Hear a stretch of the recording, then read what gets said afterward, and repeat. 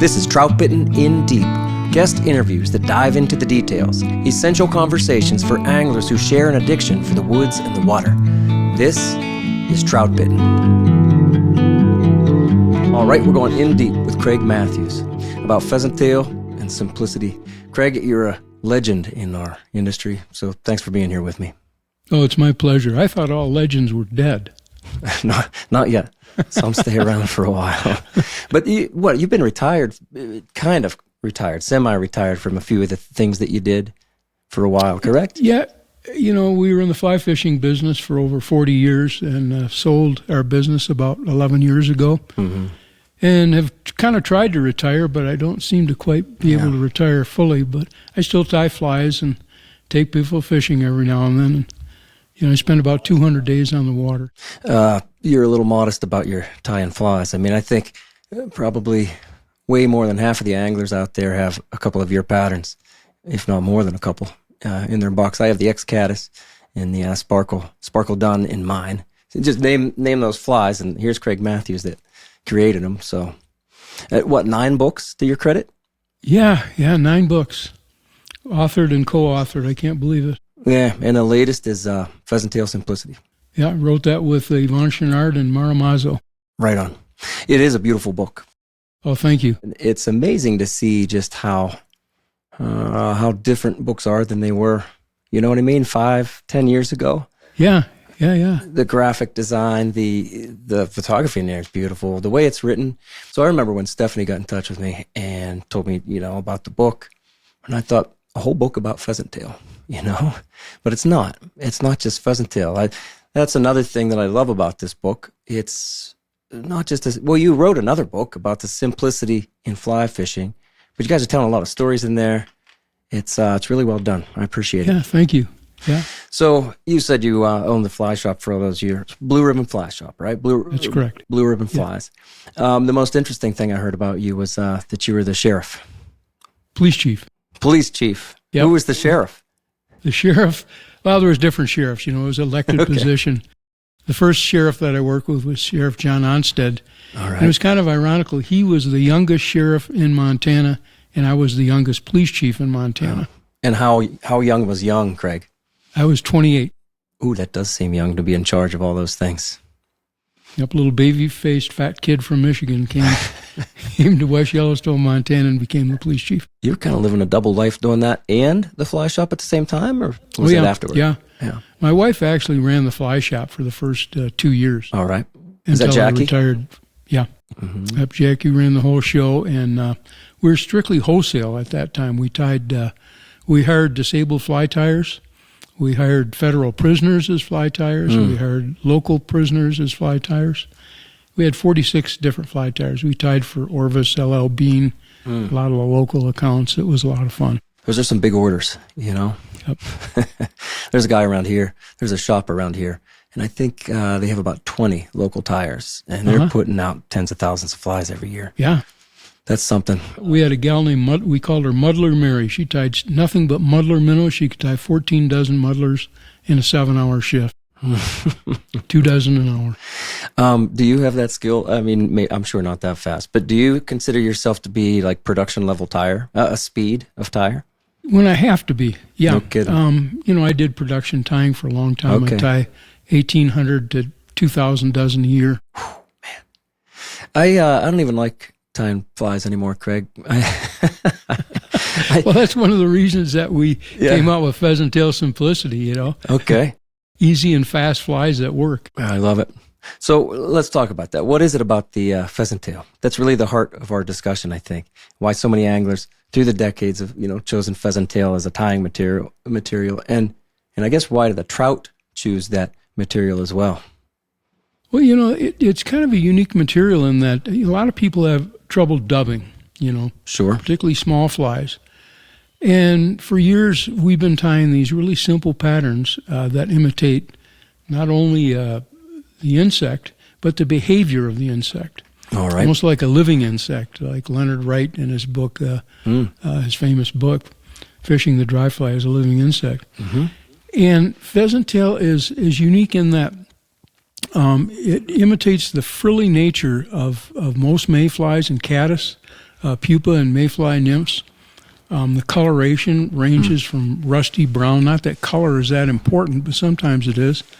And it's dead-on coloration that you can get from a pheasant tail. You can get iridescent shades. You can get black. You can get natural olive, duns, from a wild pheasant tail. And I got to stress that. You want wild birds, not tame birds. But the really cool part about pheasant tail is it sinks like a rock should you tie a nymph with it, but that same frilly nature of those fibers really accepts fly floating, it just sucks it right up. So it also will float like a cork when you put floating on it. So it's just a wonderful material. It's easy to work with. It's inexpensive.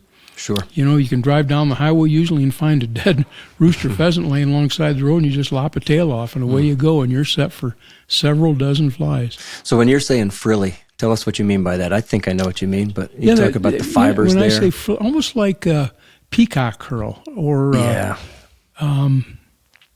ostrich curl, depending on and you can get from different times of the season. It'll have different flues, if you will, and the frilliness that comes off these flues and hurls.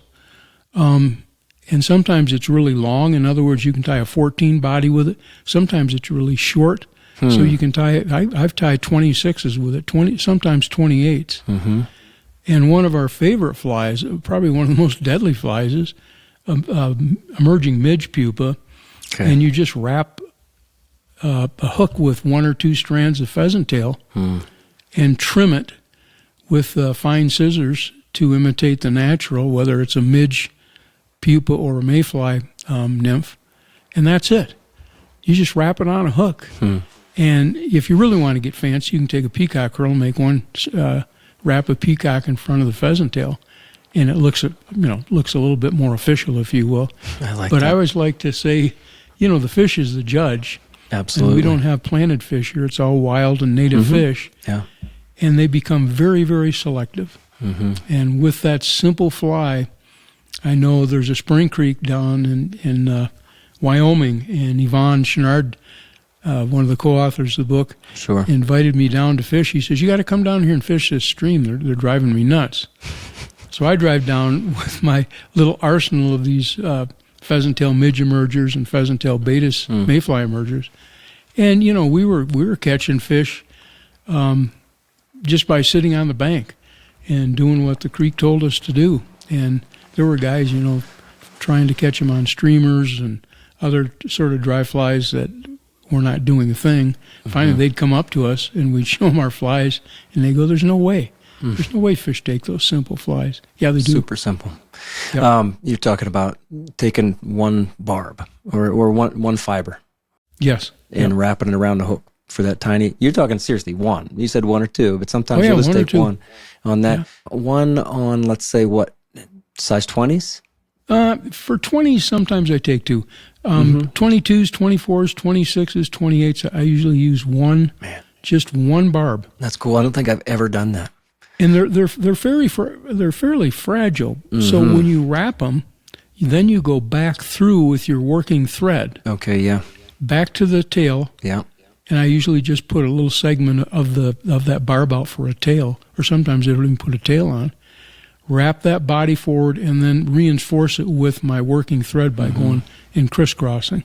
So can I ask what size your working thread would be if you were on a 20 and smaller hook? Oh, I usually use 12-aught Simperfly. Right on. And it reinforces. You'll never have one come apart. Sure. Never. And it won't take up too much space with each wrap either. If you were using 6-aught, it would be a very different thing, I would think. Totally. You'd be covering up that pheasant tail you're trying to use. Yep. Really what you'd be covering up is those furry, what you call them, frilly. Those things. What you said there, I never realized. Are you saying that at different times of the year, those pheasant tails, or the pheasant, will have longer or shorter frilly things on there? Well, you bet. What you really want to get if you're tying larger flies, the frilliness of those feathers and those barbs will get much more pronounced should you shoot one late in the season. And by late, you mean fall, like into November? Yeah, like November, December. Okay. Boy, they are really really frilly at that time. And sometimes you wrap them and then you find yourself trimming those flues or that frilliness off. Man, that's something. Like you said, peacock curl, or especially I could think of it as a macro version of that is ostrich curl. Right. I remember putting one under a microscope when somebody first said, "Oh, well, the effectiveness of pheasant tail is because of what we're talking about, those tiny little fibers coming off." Right. And I put one under not a microscope, but a magnifying glass, right? And I went, "Oh, okay, I see it," and I guess the trout see it too. And I agree with you and so many other people. There's something that is very special about pheasant tail. But I'm learning something here about the variation. I mean, I know deer hair and elk hair, there's different, qualities of that fur, of that hair. Yes. During the year. I didn't realize that the pheasant tails would do the same thing. That's neat. Well, you bet. And if you should buy a farm-raised, domesticated, tame pheasant, if you will, one that's been cooped up with other roosters, they peck each other. There's a pecking order, and they beat the heck out of that feather to the point where it becomes very fragile, and the frilliness of those tame birds is not near what they are with a wild bird. Wild bird has a diet of insects and all kinds of, wild pheasant will eat frogs and little toads and everything, mice. Okay. So they get all those nutrients, and they really build a heck of a fiber on those pheasant tails. And then again, with all the different colors that you get, you buy one pheasant tail, it'll last you for 20 dozen flies. Now you're saying colors. I like that. Let's break that down a bit. Natural color variations. I certainly see that in my pheasant tails. And that's what you're referring to with colors, right? Yes. I heard you say when you were talking to Tom Rosenbauer that if you dye the pheasant tail, it takes many of these qualities that we're really looking for away. Totally. You talk more about, I don't know, why is that? Is there an acid or something? Has Okay. They're acidic and it'll eat away some of the fibers. Matter of fact, some of the dyes, depending on how much you use, will eat away the entire quality of what you're trying to achieve by using that pheasant tail. That is interesting because, so many people are out there using bleached pheasant tail, olive pheasant tail. I have those, I have black pheasant tail. Yep. But I've always tended to stick with the naturals. And like you're saying, even on the same feather, I can find different colors. There's certainly different shades of pheasant tail. Yep. I know I get a lot of pheasant tails from a friend of mine, from two friends of mine, actually. One's a pharmacist. He owns drugstores in South Dakota. Okay. And another one is a Native American, an Indian game warden. And he lops off pheasant tails for me. That's what you need. And those wild pheasant tails that they get in the fall and early part of the winter are just superior. Same way with Montana, eastern Montana pheasants. I spend a little bit of time there every late fall, just before Christmas, hunting wild pheasants, and they're durable. The coloration changes dramatically from October to December, and you get a lot of those really iridescent hues, almost a pinkish fuchsia color, like GEM skews talked about the sherry-colored spinner, mayfly spinner, and we have one of those tied totally with pheasant tail in our book. So is there a way do you know if anybody's selling, hey, here's wild pheasant tail in this phase, like late season? Does anybody break that down in any shop? Well, most fly shops know where they get their pheasant from and whether they're domestic or tame pheasants or game farm pheasants. And I can't stress, you really want to ask them to get you a wild pheasant tail, wild ringneck pheasant. It really makes a big difference. So if everybody just emails you, you'll just go ahead and just ship them out a wild pheasant because you have enough friends, you have enough connections. Most quality fly shops will have wild birds, and they buy them from hunters. Oh yeah, okay, yeah. But make sure you get a wild bird. Same thing with a Hungarian partridge. Oh, that's for sure. Yeah. Oh boy, buy a domestic hun and it's all pecked to death, and the fibers are all. You buy a wild hun, and you can get every color. And every feather is perfect. They're not pecked.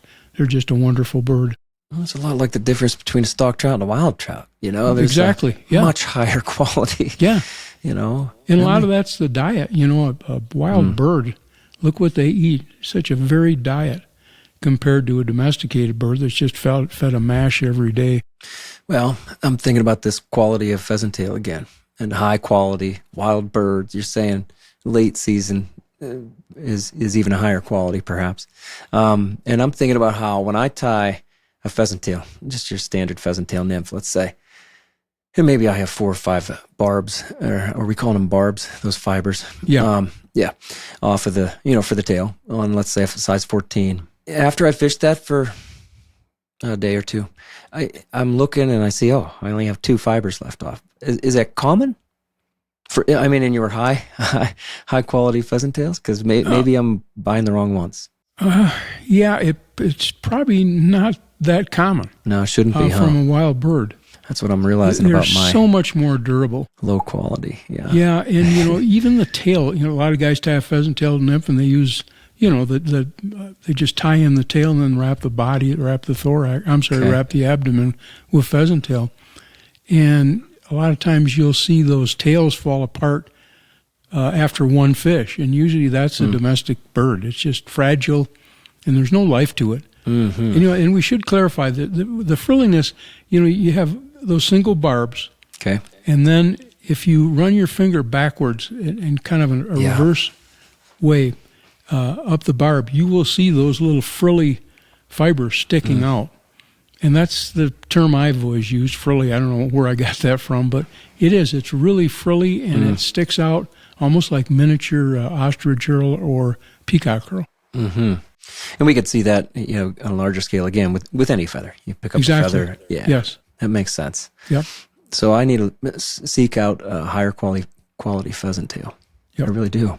Most Western shops will have wild birds. Well, see, around here in PA, I'm told by the hunters that there's not many wild pheasant or grouse in our area anymore. Yeah.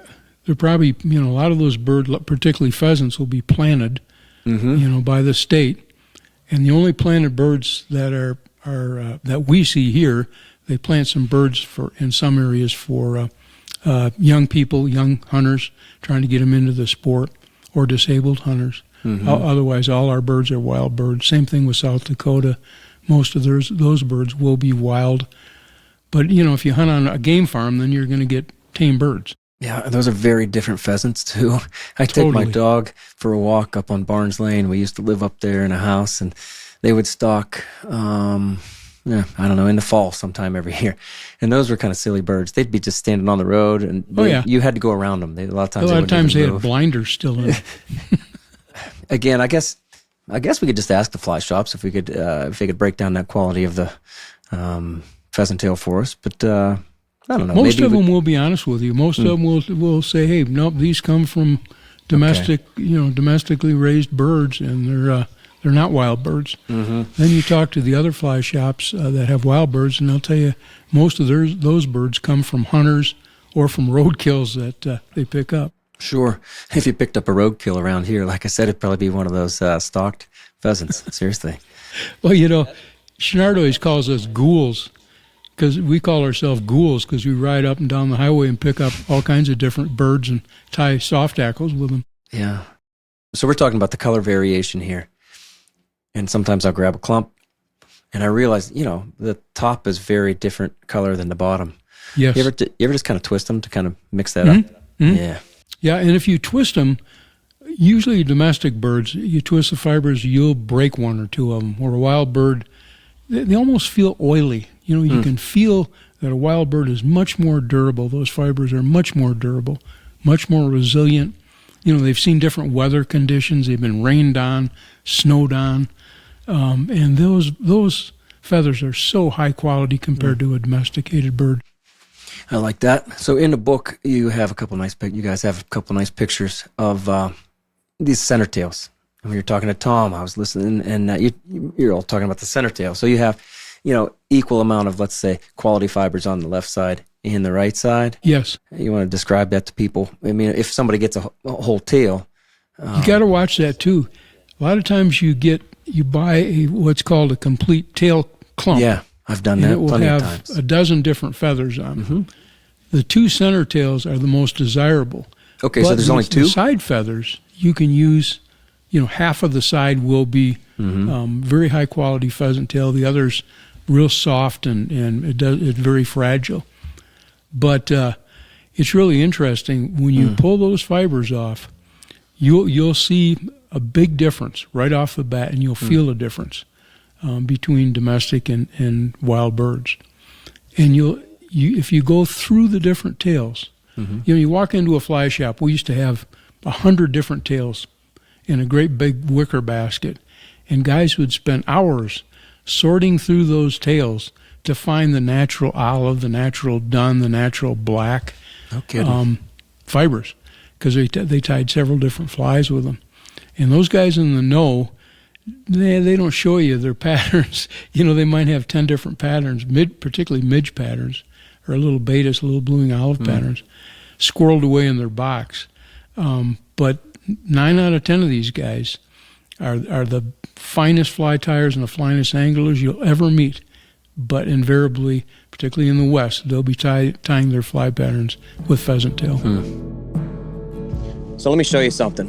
I think if you've been fishing for a while, I think we all have some sunglasses that we don't like anymore. Maybe the lenses are scratched up. Maybe you never liked the lens tint in the first place, like these ones. But I have a solution for you. A company called TAJIMA offers the best lens replacement technology and service on the market.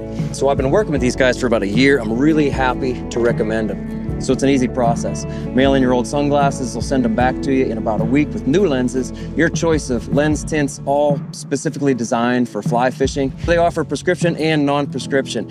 I've especially been wearing these low light lenses. It's their yellow green 40. Nobody else makes them. High light transmission, great polarization, and I can just kind of wear them all day, keep them on. I don't have to take them off because of low light.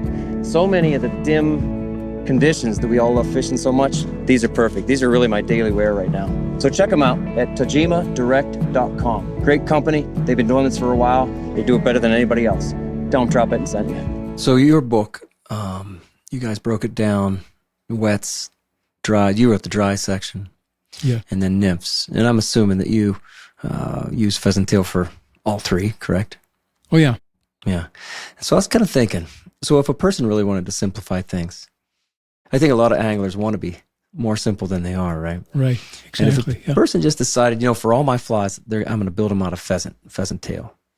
What do you think? Do you think they'd be missing something? Does that kind of simplicity maybe even catch more trout? Or what are they missing? They're going to miss opportunities because they're going to be so limited, let's say, in their pattern selection? Yeah, I don't believe so, but yeah. You go through different stages when you tie flies. When I was young, God, I had urine burn fox dubbing, and I had every squirrel, red fox squirrel in 20 different colors. Yeah. Dave Whitlock used to come in the shop, and we go through the squirrel skins, and we talk about dubbing blends and that sort of thing. And Ernie Schwiebert, same thing. A lot of those old fly tires, and it's really great if you can if you can support your local fly shop and buy every kind of dubbing they have. But invariably, I probably have at least 30,000 flies on my tying desk, and I look over there, and at least half of them are totally pheasant tail. No kidding. Yeah, and this is how we started writing the book. Morrow, who specialized in nymphs, and Yvonne was soft tackles and wet flies, and myself, and we're all walking around with these Patagonia fishing vests that have 2,000 to 3,000 flies in 10 different boxes, and our pockets are bulging out. But we all had one little bitty box in our top small pocket, and those were the dozen different fly patterns that we used, and they were all tied with pheasant tail. When I'm fishing, I always have that little bitty box you're talking about. For me, it's like one of the plastic pucks. And it's kind of, it's stuff I tied the night before usually. I probably tied them the night before because I needed to replace other ones that it's the, once again, that simplistic approach I think that long-term anglers often just kind of keep going back to. Right now, I've been fishing a lot of what I call just fur nymphs. It's just fur on a hook. Oh, God, fur nymphs, yeah. Classic Walt worms, muskrat nymph was something that was popular around here. Fur, select your fur. I don't know, you could put synthetic stuff in it or not, but fur on a hook. And for me, it's a lot of just hare's ear stuff. What about this? Do you think a person could be just as successful if they had I don't know, hare's ear simplicity approach? What about fur on a hook approach Oh, you versus bet. pheasant tail Yeah. approach? Yeah. Yeah. Yeah, I think so. I know a guy up here, God, he spent years and years and years up at Slide Inn. Mm-hmm. He was a hell of a fly tyer. And I'd say, hey, Dave, open up your fly box and show me your flies. He'd them up. They were all tied with muskrat. Mm-hmm. And he tied his nymphs with muskrat. He tied his dry flies with muskrat. That's all he used for a body. Mm-hmm. And, of course, a lot of it is what you have faith in. Yes. The so other much. day, case in point, I was fishing the Madison just above $3 Bridge. Mm-hmm. Cold, rainy, half spitting snow. Here comes the Betis, a big-time Betis emergence. Everybody leaves the river, of course. They're sitting in their vehicle. And out comes the Betis about 3:45 in the afternoon. And I go to my little pheasant tail, what I call a pheasant tail dry or a pheasant tail emerger. Some of them have a trailing shuck, a couple of turns of pheasant hurl for the body, and that is it. And on a 26 hook. And that's what the fish eat. And you put a little bit of floating on. They're harder than heck to see, so you're kind of zone fishing. I use a cast I call a splat cast. I want my fly to splat down on the water in front of that fish a foot or two so it doesn't spook it. But that way it can kind of keep track of the drift. I thought that's what you were going to say. With the splat, so you could see it. Not fish for the fish. feed in such narrow feeding lanes when they're feeding on betas or midges, emerging. And boy, if you're not in that inch lane, you're not going to get taken. Sure. And there's a couple of places where I'll just sit on the bank and maybe cast 5 feet beyond the length of my rod with 6X and a 24 or 26 Betis or midge emerger, and you can literally pick off every fish in the river. I was going to ask you with that splat cast how you can also deliver slack to it, but if you're that close, then you wouldn't even have much line on the water, if any. No, you kind of deliver a pile cast. I got where you pile some tippet so that you get that drag free. If you don't defeat drag, you're not going to get taken. No, yeah. And there's so many different currents where those fish feed, and it drives you nuts sometimes. But you have got to get so close to those fish. And I love this. My whole input on Patagonia waders years ago was the knee pads. I said, I walk on my knees. I'm always on my knees fishing because I love to see the fish's eyes when it takes my fly. And you can get so close to fish. If you're looking at their eyes, then you like to fish downstream with the dries? No, I fish straight upstream as a rule. Now, if I'm on the Henry's Fork or, Spring Creek, sometimes you have to quarter upstream. Okay. But, you mean the back of their eyes, perhaps. I love to see their eyes.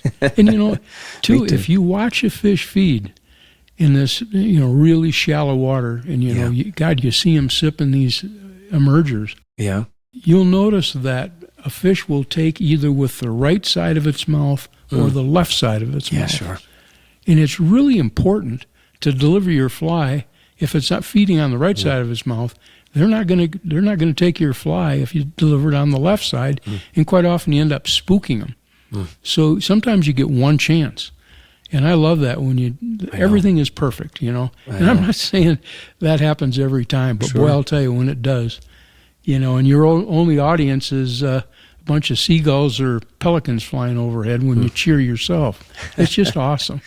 It is. We love that complication of the sport. And I know that you're probably accused of it. I certainly am of, you guys just complicate things. Well, it is often very complicated. If they're feeding to the right and you cast it to the left, you're not going to catch them. Yep. If you really do only have one shot, which so often we recognize as true, well, then you're not going to catch them if you miss that shot, if you don't deliver that slack, as you say, and if you are casting at the wrong angle. It's interesting you bring up the right side, left side thing, because our first In Deep guest was John Shaner just a couple weeks ago, and John said the exact same thing. Did he really? Yes, he brought up the exact same thing as you just did, and he told a story. John likes to fish. We both like to fish, like we're talking about. Yeah, you know him. Yeah, John's the best. Yeah, he's fantastic. I've known him for just a little while, and I love him. But he told a story about one of his favorite fish ever. The sun was over here, but the sun was on the left, and the fish is feeding to the right. And he had put a couple casts in basically the wrong direction, and then he thought it through, paused a little bit, delivered it at the right angle at the right moment, and there it was. And not the biggest fish ever, but one of his favorite fish ever. And it's those complicated situations when we rise, to the occasion. Like you say, you get the shout out loud sometimes. Hey, all right, I did it.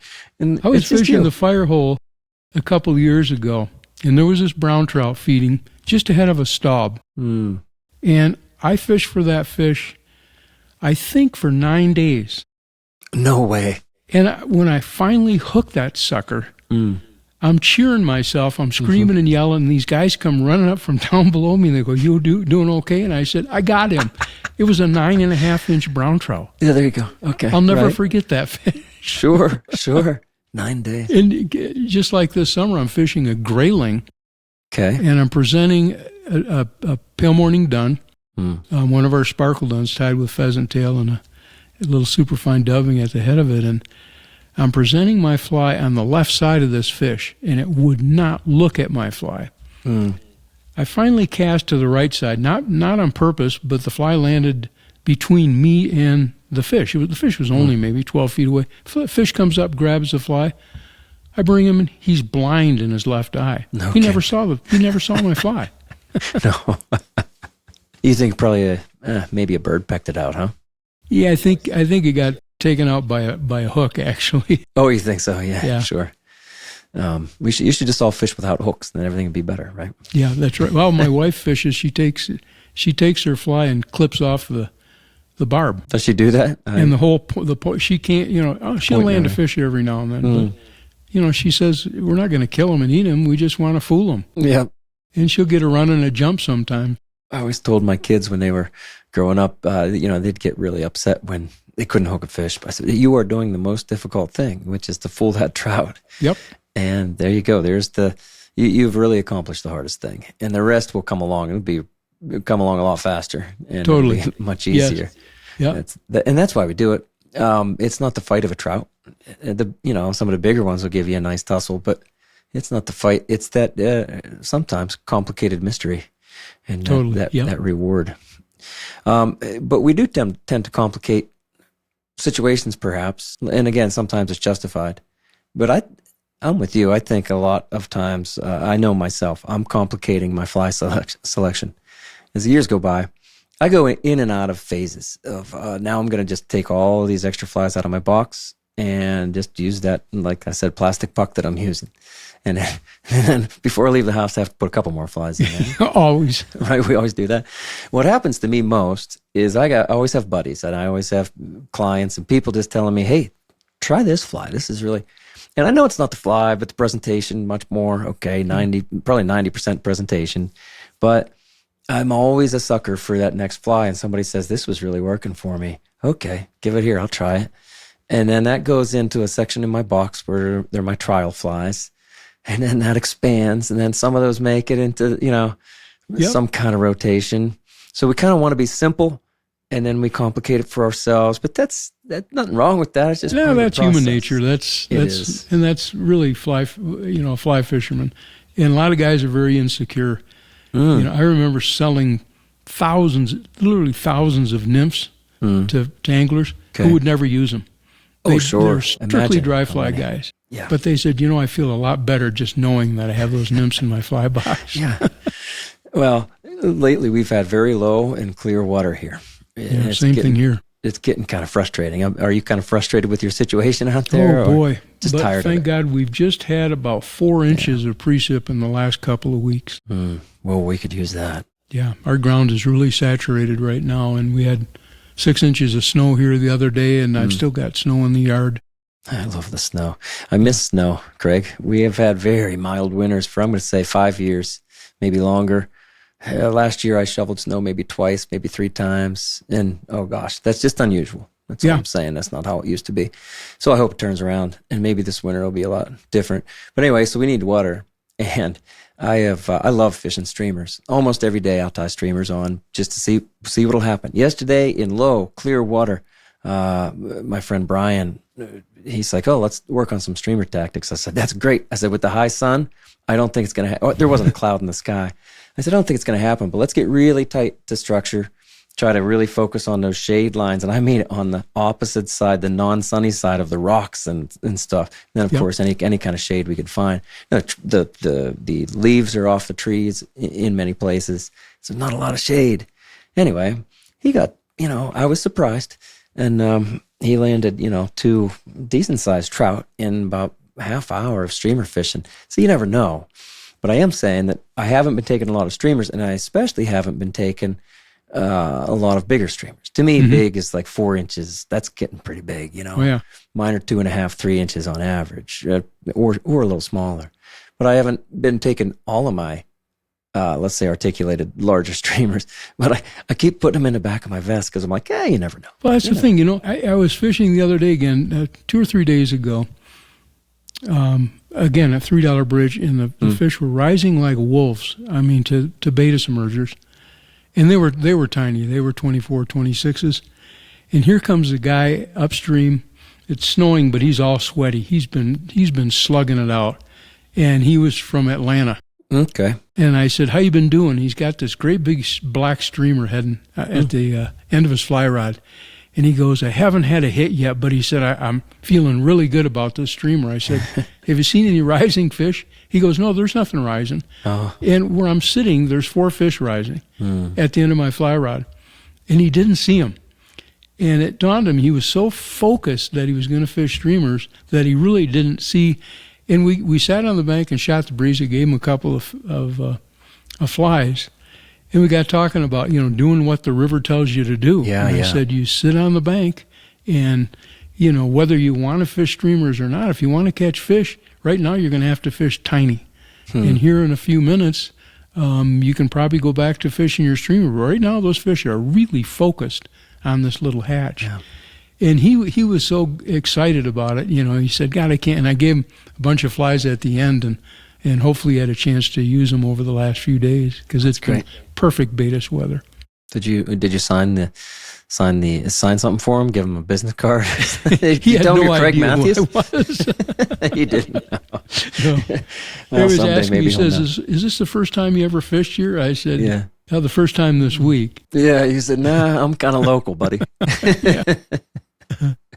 I like that. Well, you're bringing up again, like we want to be simple, but you also want to be ready for just about anything that happens out there. Totally. Yep. Can you think about all right, so you said you had 4 fish rising. Was it to that size 26 betas you're talking about? Yeah, it's interesting. 3 of them were taking betas and 1 of them was taking a midge.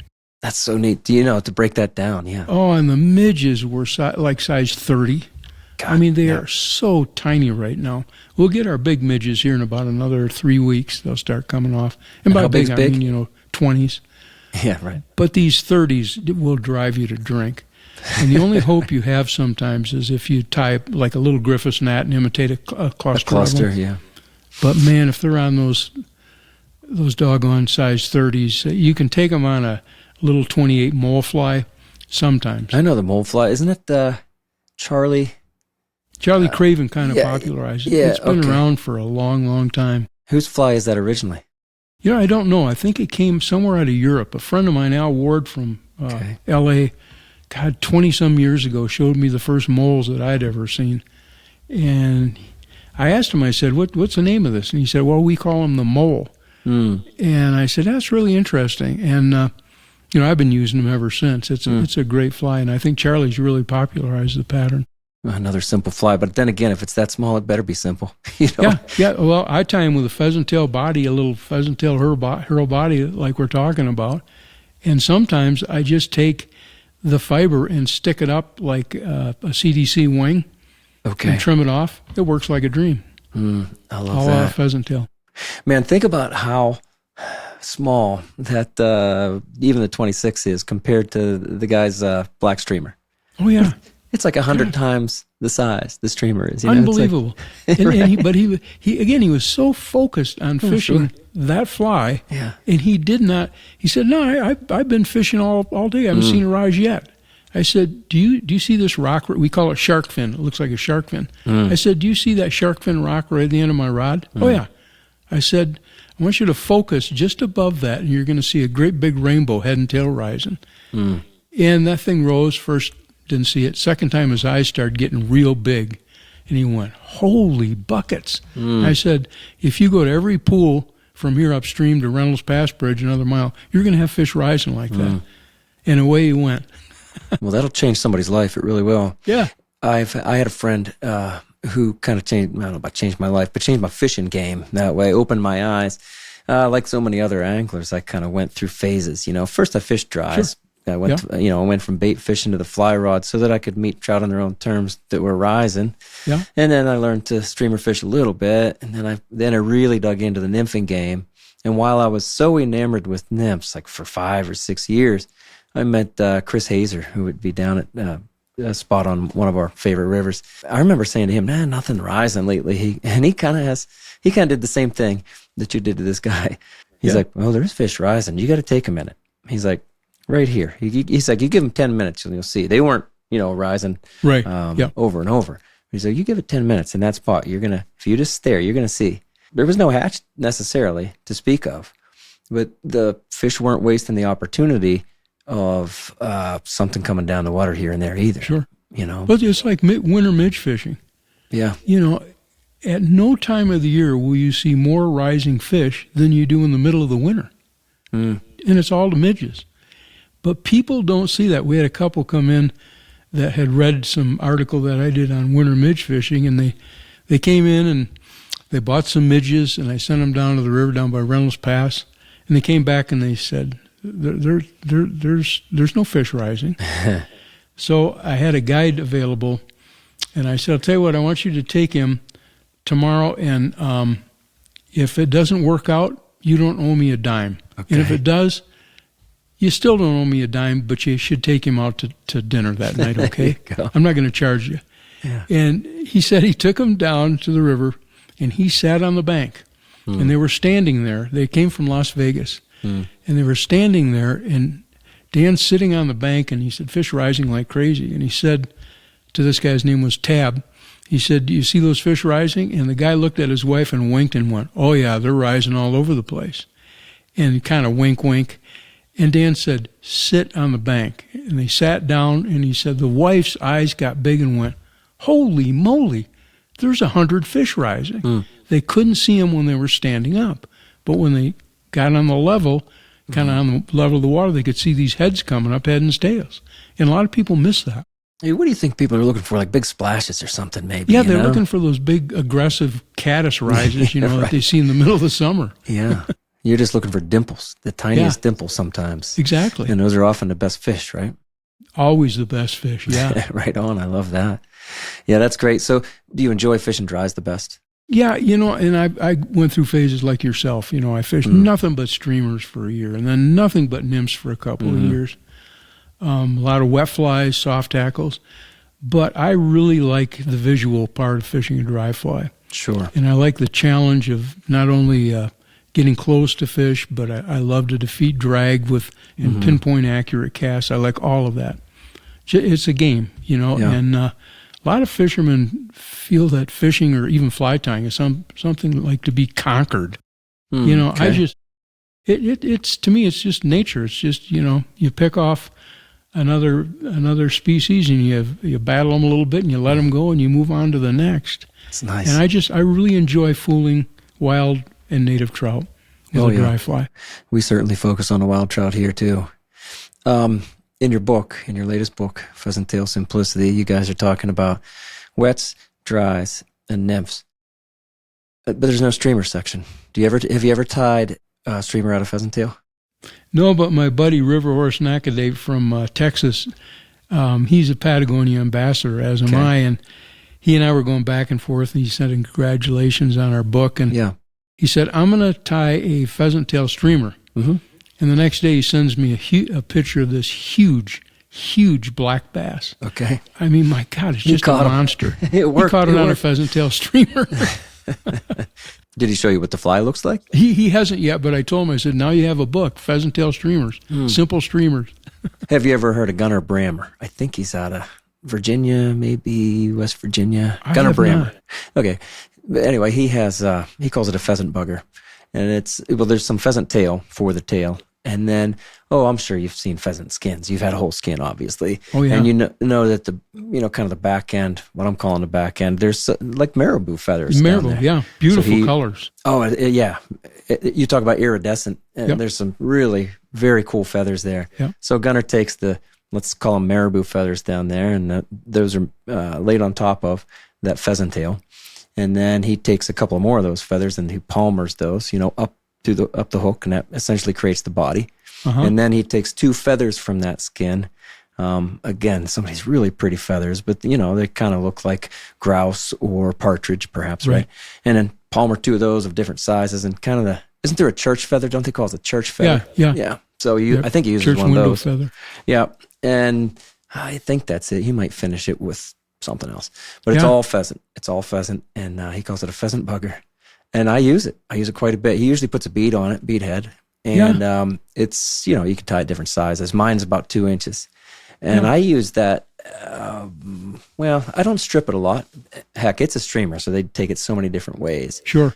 But I often like to kind of get it to the bottom and then hop it along or slide it a little bit or spend some time around a rock. I fish on a tight line a lot, so I have a ton of control of exactly where I'm going to put it. And it's become one of my favorite flies, Gunnar Brammer's pheasant bugger. I'll be darned, I got to look that up. A friend of mine ties a leech totally out of those feathers. He ties the tail and just wraps that marabou-like feather forward. And I'll never forget, he caught a 31.5-inch brown trout out of Earthquake Lake up here on that fly. Wild trout. Yeah. Wild brown trout. Whew, baby. Yeah, there's some big fish in Earthquake Lake. Can I ask what the biggest fish you ever caught? Trout. Biggest wild trout you ever caught? Oh, the biggest wild trout I ever caught was about 31 inches. We don't have that here. We don't have. Well, was that lake influenced? No, that was not. River trout. Yeah. It's really kind of interesting. To me, my favorite size trout is 14 to 17 inches. Oh, I know what you mean. I'm no trophy hunter either. Jump, boy, those big guys just kind of slug it out, dog it out. Still, though. But I've caught very few. I'll never forget the first time I ever fished the Madison River in 1970. Okay. Right down here just above our house. We hadn't moved here yet, of course. We didn't move here till 78, but I caught a 27-inch brown trout, and Greg Lilly, Bud Lilly's son, was there. And I said, God, Greg, I said, do you have a camera? Or I said, I'll never catch it. He said, oh, yeah, you're going to catch plenty of those. I fished a long time before I caught another one. I know what you mean.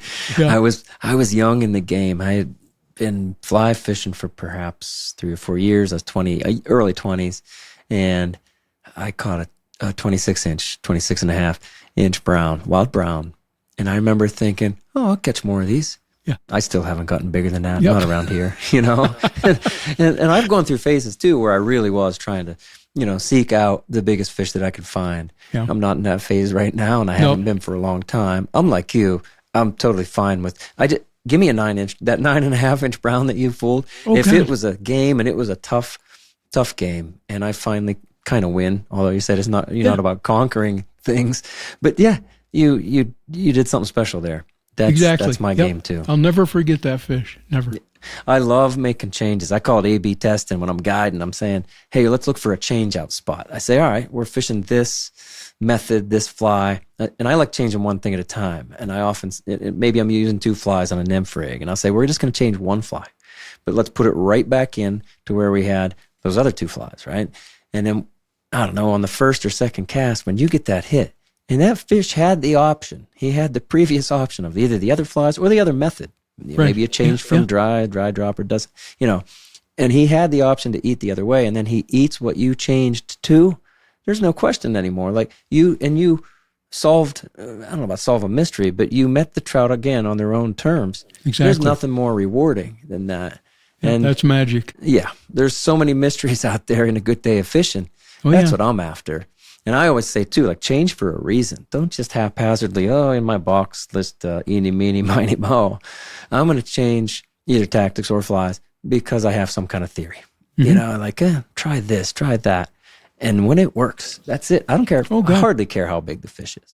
And, it's really interesting I love to just sit and watch fish feed. Sometimes they don't even take a fly rod. And I know in our book, Pheasant Tail Simplicity, I talk about being on Spring Creek that Nick Lyons immortalized in his book, his classic book, Spring Creek. And I was watching these 3 big brown trout, and I couldn't fool them. For a couple of days, I couldn't touch them. And then I crawled on my hands and knees and watched what they were doing, and they would not take a fully formed dun. Okay. They had to have a nymph with a trailing shuck, and the body had to be crawling out of the shuck, and I had to put this is one time when color made a difference, just a tiny bit of pale yellow to imitate the emerging dun. And I watched them. They selectively took only those nymphs that were crawling out of the shuck to come out and be a dun. I know when my old partner in our business, Blue Ribbon Flies, John Jurasek, and I, we were at the crossover fence on the Henry's Fork, and Doug Swisher and Carl Richards had just written their book, Emergers. Sure. And they put a trailing shuck of a duckquill section. And we had some success with that fly, but we're watching these enormous rainbows right on the tip of our nose, and those fish would only take PMD nymphs that were ascending to the surface, and they had that sparkly, shimmering shuck attached. And that's how we came up with the sparkle dun. And I'll never forget where the first time we're fishing it was behind Trout Hunt, where Trout Hunter is now, and on the Henry's Fork, and those big rainbows. And we were just having a field day. And this guy walks up behind us, and he goes, "What in the hell are you guys using?" It was Ernie Schwiebert. I'll never forget that. No kidding. And he said, "I got to see that fly." Yeah. And he became a instant fan of the sparkle dun. Well, you were solving mysteries for yourself and then many people forward. And that's what's fun about fly tying, you know? Oh, yeah. And just to observe and watch what the fish, the fish tell you what to do. And I always tell people, just get close and really, I was fishing one time, and I see this brown trout. I thought he was injured. Okay. He would, and this is really bizarre, he would he'd kind of rise, and he'd kind of slough off on this log along the shoreline, and then he would feed, he'd drop down and feed. Okay. I thought, what in the heck is that thing doing? So I wade over there, and what he was doing is he was sweeping ants off the log, and they would fall in the water. I went back home, tied a couple of ants, and I caught that fish, and he was only about 16 inches. But I'm going, wait a minute. How in the heck does that fish put that together? I don't. But I saw it with my own eyes. That's next level stuff. Yeah. That does sound, like a cartoon. Something you'd see. That's something. I always tell anglers to always believe that more is possible. Totally. Yep.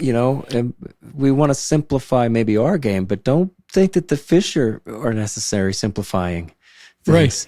Right. I liken it to solving puzzles, and I used to love fly fishermen when they'd come in the shop, and a lot of them were just, grumpy old guys that had a high-pressure job, and they were here for a week or two to fish, and they would solve something.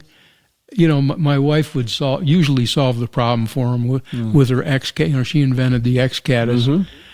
And I'll never forget, those guys would come in, and they would catch fish that they couldn't catch before, mostly on caddis. It was Iris caddis and X-Caddis.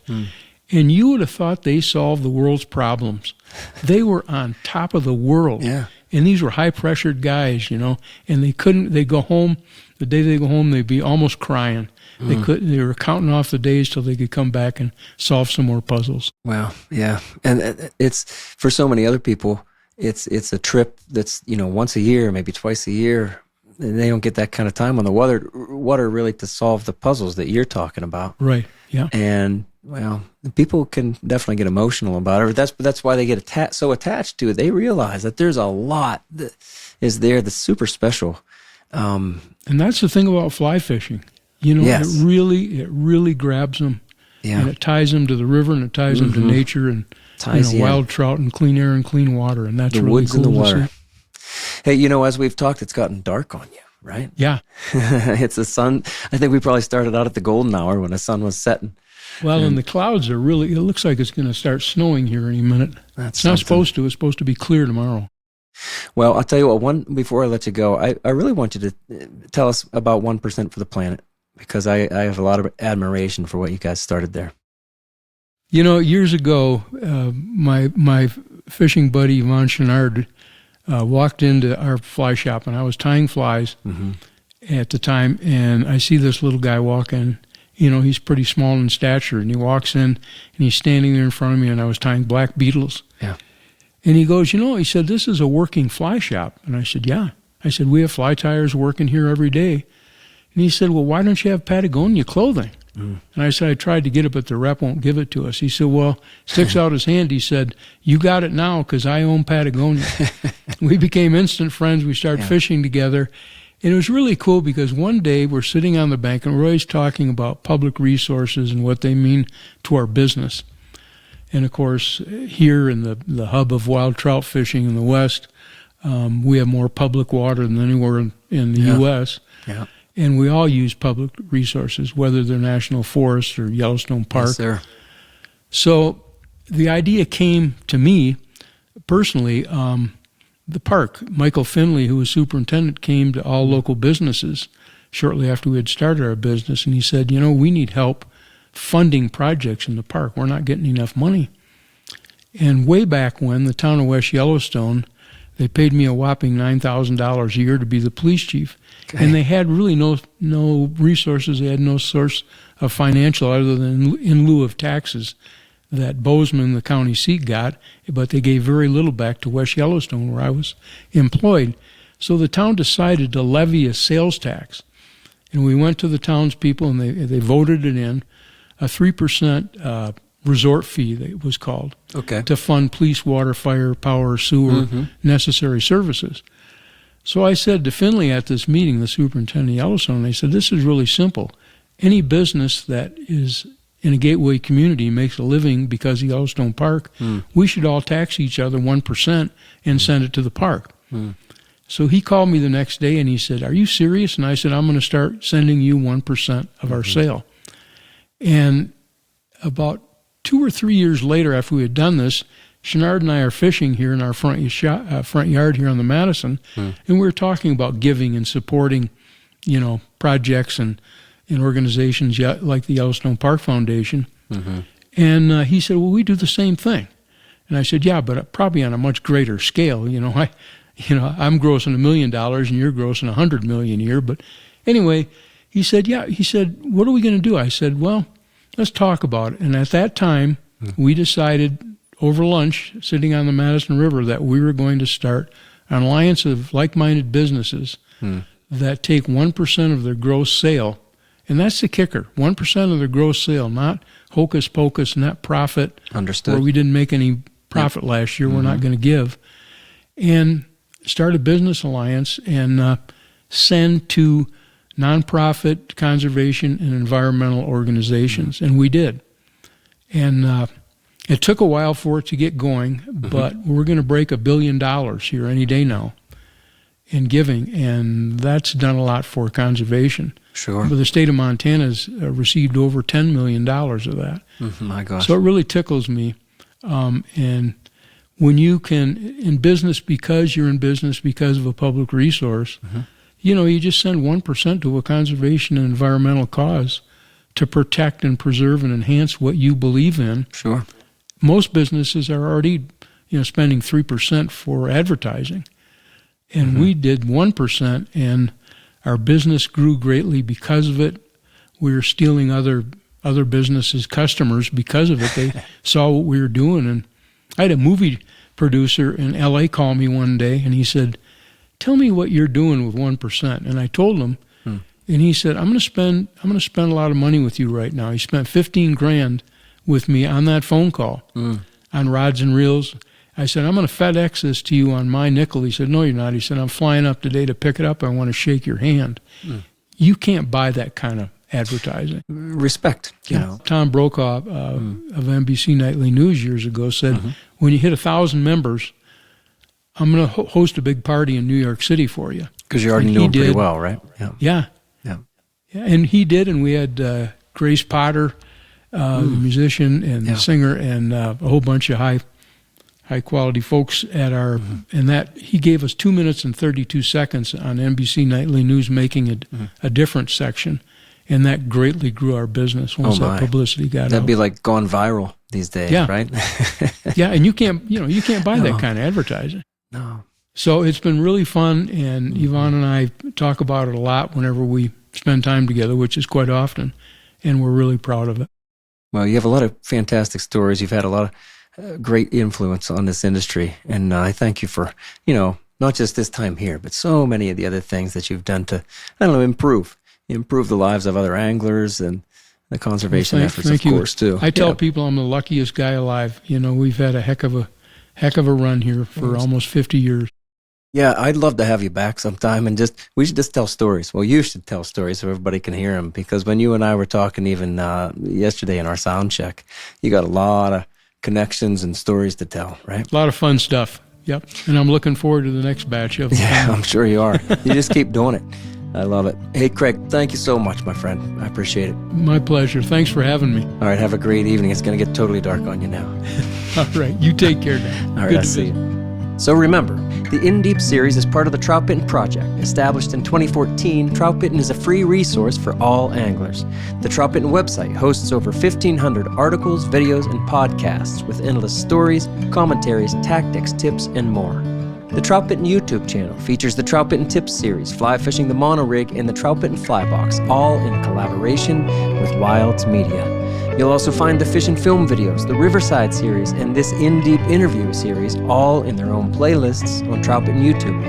Thanks for listening, friends, and thanks for being part of the Troutbitten community.